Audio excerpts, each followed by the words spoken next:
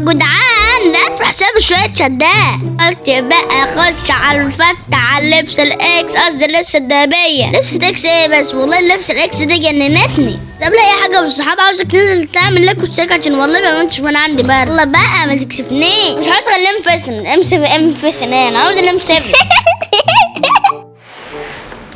والفتحة دي بحظ اخواتي اللي بيكتبوا كومنتات حلوة.